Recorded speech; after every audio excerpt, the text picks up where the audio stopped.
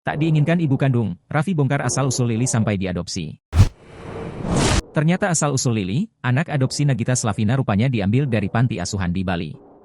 Hal itu diungkap Raffi Ahmad setelah lama merahasiakan asal-usul Lili diadopsi Nagita Slavina. Mulanya Raffi Ahmad bahkan tak menyangka akan mengadopsi Lili. Diakui Raffi Ahmad, Lili hadir setelah Nagita Slavina berdoa menginginkan anak perempuan. Diceritakan Raffi Ahmad, saat itu pada bulan Ramadan, seorang teman dari Caca Tengker datang ke rumah Raffi Ahmad menceritakan keadaan Lili. Lili berada di panti kecil di Bali dan diasuh oleh teman dekat Caca Tengker. Jadi waktu itu pas lagi bulan puasa, ada datang salah satu temannya adiknya Gigi, itu punya kayak panti kecil gitu di Bali, namanya Ibu Magda, kata Raffi Ahmad dalam YouTube Mary Riana. Meski tak mau secara gamblang, namun Raffi Ahmad membantah Lili adalah anak yang dibuang ibu kandungnya.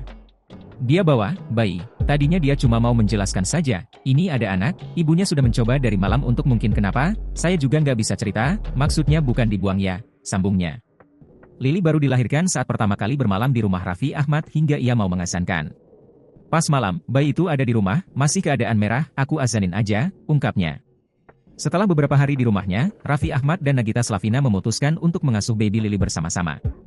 Mereka siap menerima berbagai kemungkinan, termasuk jika ibu kandung Lili meminta anaknya kembali.